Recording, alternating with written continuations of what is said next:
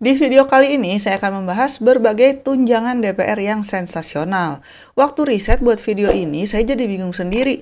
Ini mestinya wakil rakyat ngurusin rakyat apa rakyat ngurusin wakil rakyat ya? Ya memang sih gaji pokok anggota DPR itu katanya cuma 4,2 juta per bulan. Angka ini ditetapkan lewat peraturan pemerintah di tahun 2000 dan katanya sih tidak berubah signifikan selama lebih dari 2 dekade. Sekilas kedengeran merakyat ya dan penuh pengabdian.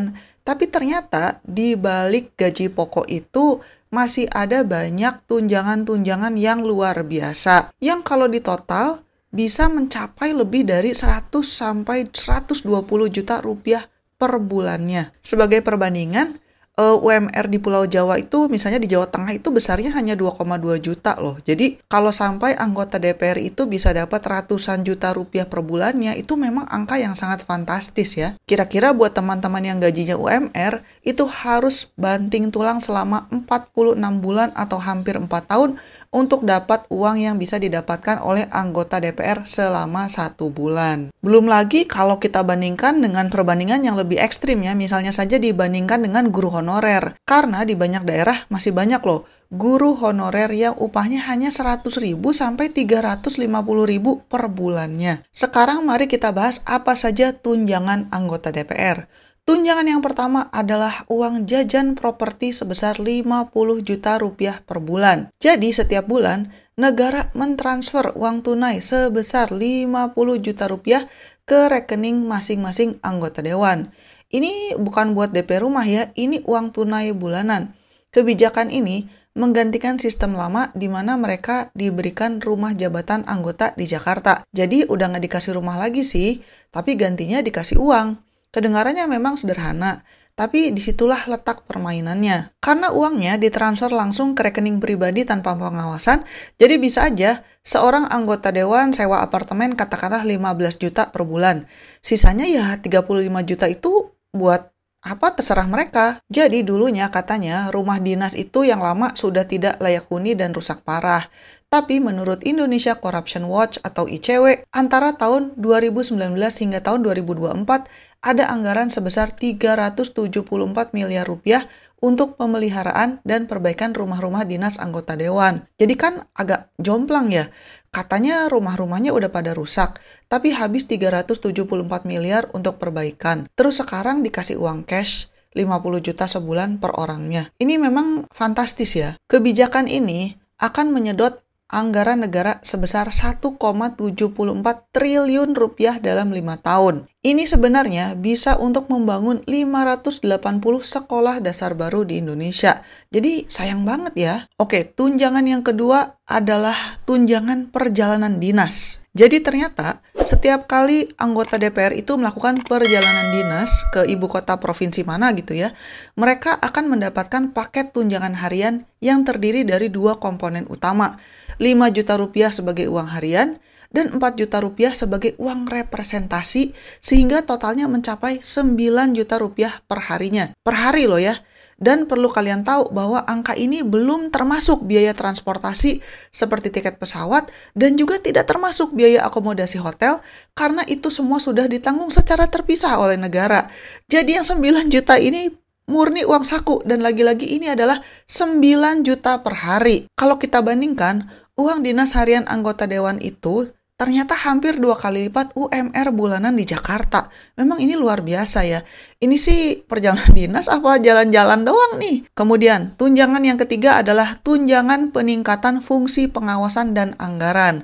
Setiap bulannya, para anggota dewan menerima 3,75 juta rupiah untuk tunjangan ini. Padahal, kalau menurut undang-undang, 3 fungsi utama DPR itu kan memang legislasi, anggaran, dan pengawasan. Jadi, sebetulnya mereka itu semestinya memang digaji untuk melakukan pekerjaan mereka. Tapi, ngapain dikasih uang ekstra 3,75 juta rupiah untuk melakukan pekerjaan mereka yang memang sebenarnya harus mereka lakukan? Kalau kita lakukan perbandingan dengan negara-negara lain seperti Kanada atau Jerman, konsep ini tidak ada sama sekali. Kalau di luar negeri, gaji pokok seorang anggota dewan ya sudah mencakup kompensasi untuk semua tugas dan fungsinya. Penghapusan tunjangan seperti ini bisa menghemat anggaran negara lebih dari 26 miliar rupiah per tahunnya. Tunjangan anggota DPR yang keempat adalah tunjangan kehormatan. Namanya benar-benar tunjangan kehormatan.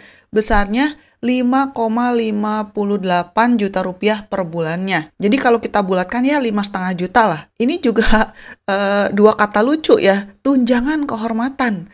Buat apa? Emangnya kehormatan bisa luntur kalau nggak dibayar? Ini kan aneh ya sebenarnya. Katanya sih ini adalah tunjangan yang diberikan sebagai bentuk apresiasi atau penghargaan atas status mereka sebagai pejabat. Lagi-lagi, konsep seperti ini tidak ada di luar negeri. Tunjangan selanjutnya untuk anggota dewan adalah dana pensiun seumur hidup.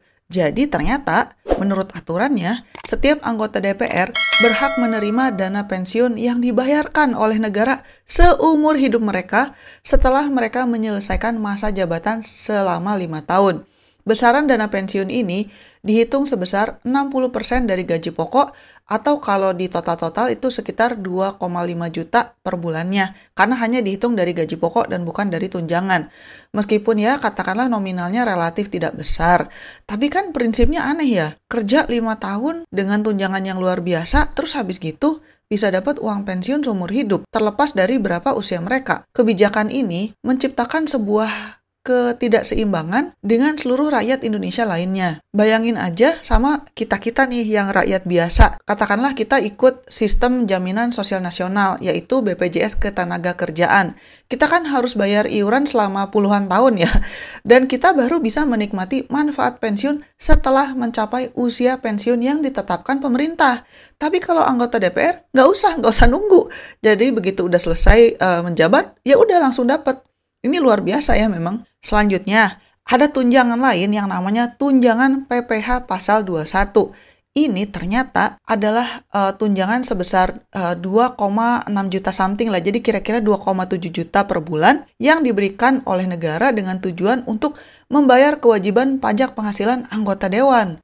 Jadi ini serius nih, ternyata negara memberikan anggota dewan ini uang untuk bayar pajak mereka sendiri kepada negara. Jadi istilahnya tuh kayak pajaknya digratisin gitu. Padahal pajak ini kan mestinya menjadi pilar di mana setiap warga negara yang punya penghasilan harus berkontribusi untuk negara ya.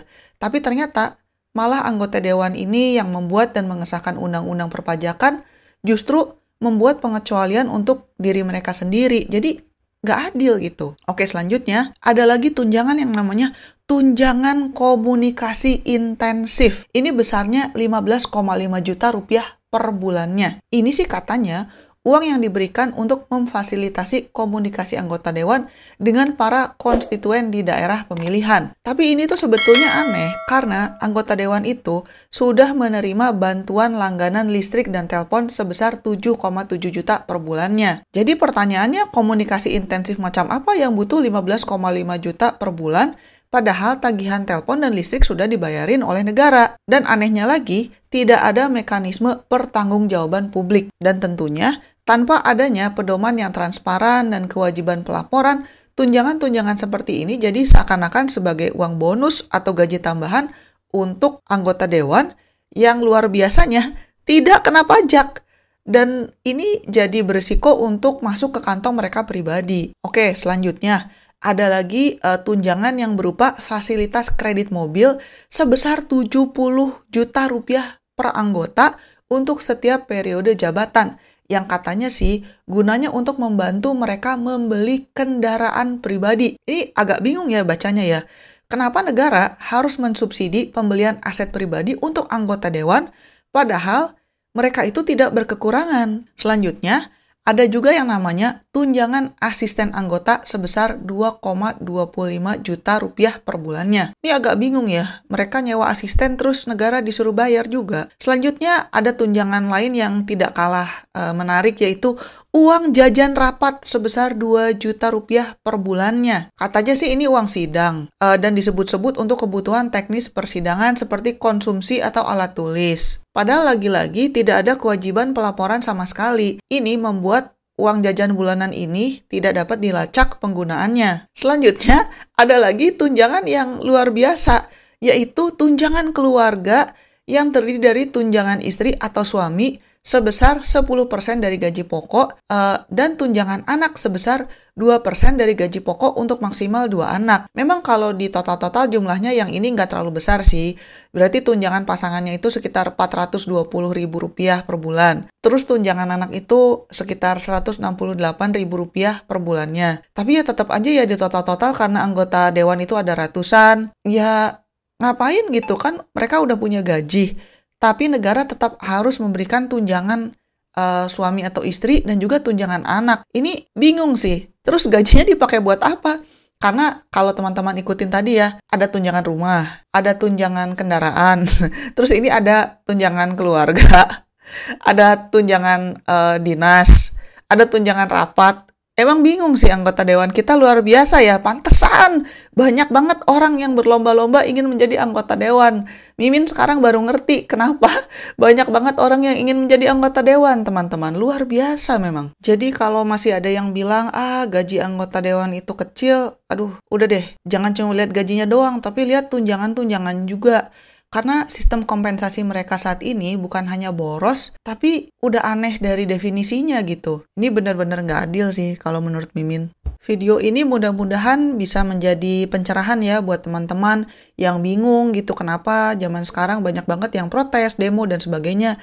Ya karena memang ternyata masih ada hal-hal di Indonesia yang perlu diperbaiki lah. Terus cara memperbaikinya gimana? Kalau menurut Mimin sih, nomor 1, harus ada transparansi ya. Harus ada angka yang udah sifatnya itu udah semua termasuk gitu. Yang mencakup semua komponen pendapatan dan juga tunjangan dan diumumkan secara terbuka ke publik. Dan tunjangan-tunjangan tunai yang nggak ada akuntabilitasnya itu harus dihapuskan. Kemudian selain transparansi, kedua yang penting itu adalah akuntabilitas. Setiap rupiah yang dikeluarkan oleh negara untuk anggota dewan atau keperluan lainnya, itu seharusnya harus bisa dipertanggungjawabkan dengan bukti yang sah dan laporannya harus bisa diakses oleh publik. Dan yang ketiga, harus ada keadilan.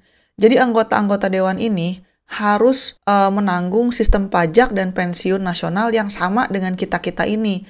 Misalnya aja, mereka ya harus dong bayar pajak penghasilan mereka sendiri, bukan ditunjang. Kemudian mereka harus dong berkontribusi pada dana pensiun mereka sendiri. Kemudian mereka juga harus dong nunggu sampai usia pensiun baru dapat tunjangan dan bukannya langsung dapat begitu selesai masa jabatannya. Sementara kita-kita harus nunggu sampai usia pensiun. Ya mudah-mudahan situasi di Indonesia ke depannya semakin baik ya. Tapi kalau udah kayak gini, yakin nih teman-teman gak mau kabur aja dulu. Sekian dulu episode kali ini dan selamat mencari kebahagiaan. Bye-bye.